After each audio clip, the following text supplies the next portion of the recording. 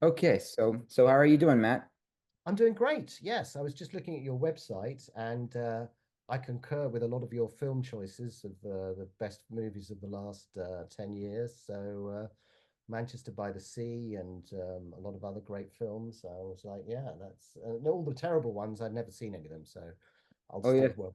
smart choice, my friend. Yeah, yeah. Okay, let's get down to business. It's Mm. great meeting you for the first time. Yeah, likewise. Oh yes. So for your new film, The Trouble with Jessica, what's it like working with such a great cast? Well, that's a very good question. I mean, I would, first of all, ultimately films, I mean, there's two things that, films are depend, well, there's three things that films are dependent on: a great script, a great cast, and a decent director. If you don't have a good script, you won't have a good film.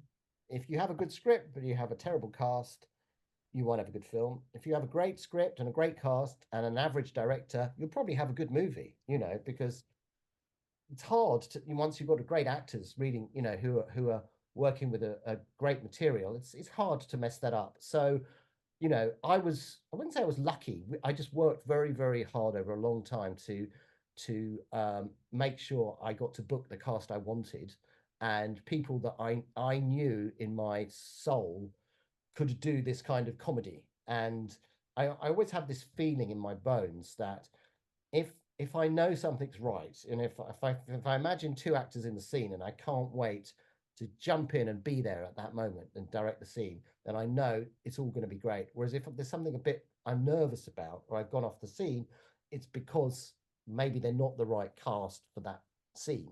So um the other thing is, when you get a great cast, you don't have to do that much. I mean, don't tell anybody, but that's kind of true. And I've heard George Clooney say that about his some of the movies that he directed. He made that movie about about a famous um, TV host from the news anchor from the 60s and 70s.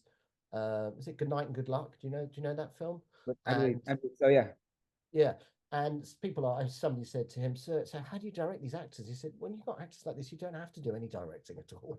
The only thing occasionally you have to do is, yeah, can you maybe instead of going there, go here? I mean, you have to do more than that, but you're a lot better off getting the best cast you can in advance than miscasting. Even I made a movie where one of the parts was miscast, and it just didn't destroy the film, but it unbalanced it, because there's only so much you can do. And the best thing you can do is shut the movie down and get a different person in because you'll never correct it in the edit, unfortunately.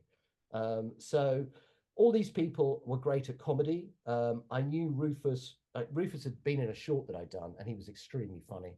So I knew he was funny. Shirley Henderson is very funny.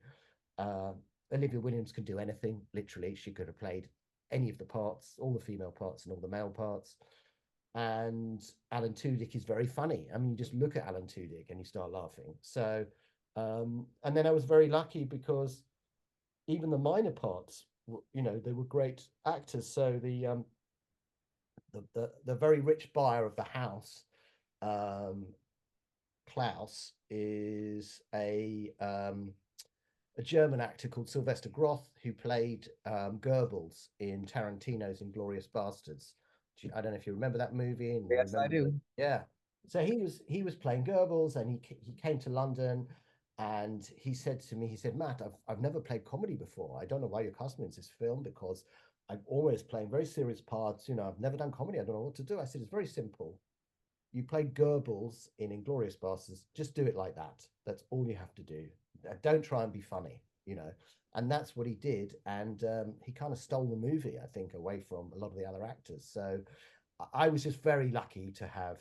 I mean, I'm in awe of great actors, to be honest.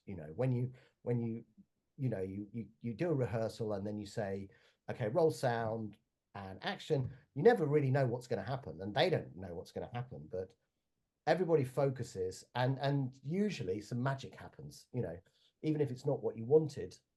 There's a bit of magic there, and when it's really working, it's exciting, because you've got something in the can. Oh yes. Very insightful. So, was there a specific movie that inspired you to make this film of the genre?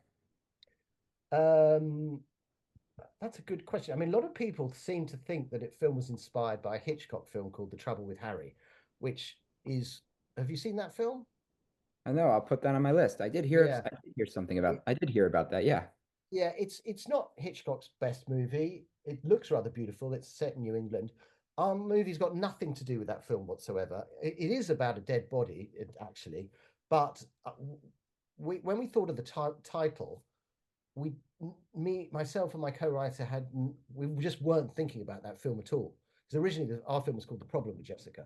um so what inspired this? Well, I guess I really love American indie films. I love character movies, films where people say a lot of stuff, So I like Woody Allen films, Husbands and Wives, the films from the 90s, Hannah and Her Sisters. I love some Noah Baumbach movies. I love that movie, The Squid and the Whale. Um, so sort of, I guess New York indie type films, East Coast indie type films was one of the inspirations. And then another one, I guess, is sort of European cinema about the middle classes, because the Europeans also like ripping apart the bourgeoisie, or what they call the petty bourgeoisie, because the bourgeoisie in France is like the aristocracy. So the petty bourgeoisie is like people are always worrying about how much money they have when they've got loads. So people like Chabrol, who made lots of films, satires about um, set in small towns, about groups of friends. Um, there's also some plays by a French playwright called Yasmin Reza. She wrote a play called Art, and she also wrote a play called Human Carnage, or something, that Polanski made a movie about. Now, I wouldn't say I was inspired by that, but similar territory. But I quite. Or there's a Jean-Paul Sartre play called Huis Clos, which is about three people who get stuck together in this room, and they all have different backgrounds, and they're all arguing with each other for the space of an hour and a half, and then they realize they're in hell. Basically, they've all died and they're in hell. And Sartre says in the play, hell is other people. So I guess what inspired me was some US indie type films, and the idea of putting people in very close proximity when there's a problem, and then they've got to solve the problem. Oh, nice. You basically answered one of my questions, which was like there were many segments in the film, like the trouble of neighbors, the trouble of rich people, and you went with the trouble of Jessica as the main title, and it kind of makes sense that way in a sense. Yeah, I mean, it's sort of evolved. Some things are in a movie, and it was the very first thing you wrote, and the film opens that way. And then some other things are literally you decide on set. I mean, so we didn't really know where the titles were going to go. And then when I was working with the editor, we had this idea of doing all these different into title cards, um, into scene title cards rather, that would just sort of chapterize the film, turn it into like a bit of a book. So they're slightly ironic, so they actually get a bit of a laugh when they're shown in the theater. The audience laughs at them. I don't quite understand why, but they seem to laugh at them. Um, but the idea that the title of the film only comes in about 12 or 15 minutes in was just something we found in the edit, but it really seems to work. So it was just something we came across, and it really worked. Yeah. I like that notion. And I think we have time for one more question. Sure. How were you able to deliver on the tensions within the two couples regarding their life choices and personalities, not giving away too much or so? But I'd just like to know like how you're able to like delve into that, like how what they're going through, like how this one individual person has affected their lives, or what's what the choices they've made in their lives, and so Yeah, forth. I mean, I have to give a lot of credit to my co-writer, James Handel, for this, because he, apart from being a great writer, he's also studied philosophy, and he's actually a doctor. He's a doctor of logic, I think, and he's a pretty logical. He says, I'm a Vulcan, and he is a bit of a Vulcan. He's like Dr. Spock from Star Trek. So we sat down and we always do a plan before we write a script. It's very detailed, and we knew that we had to sort of, the idea is, what would you do, the audience? What would you do in this situation?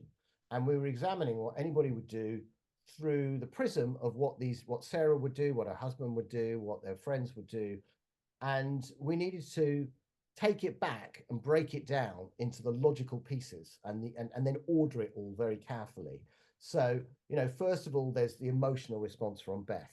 And then there's the immediate response that Sarah has, and her, you know, her ideas are kind of forming as she goes along, because this is like a disaster. It's like being the chief fireman in a situation where a block of apartments is going up. You don't know quite what's going to happen next, and you're sort of trying to sort of focus on the most important trauma. So she's going through that, and then she's also having to come up with different arguments. So we had to break down and thought, what are the emotional arguments? What are the financial arguments? What are the arguments that are going to appeal to their friends? And finally, when none of those work, we're like, okay, we're just going to have to blackmail them. You know what I mean? So they had to try everything, and then sometimes when that doesn't work, you pull out a gun.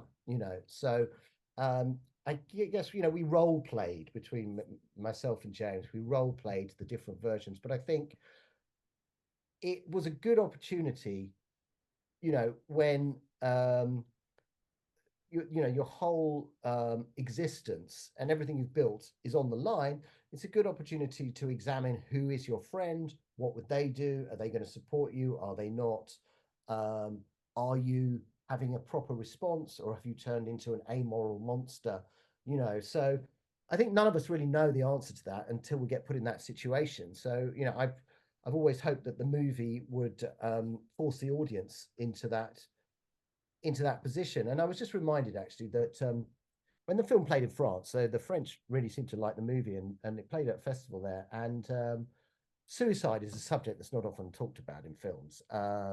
And I was sitting with Shirley Henderson in a cafe, and this couple came up to me with their son, and they said, "Oh, look, we just saw your film, and thank you so much." And they were really happy. I said, "Oh, great." And they said, "Listen, my son, who's here, was like 25. He has a twin, and the twin committed suicide 10 years ago." And she said, "We don't speak about it, but today it gave us an opportunity to laugh and discuss what the effect was on the whole family of this event."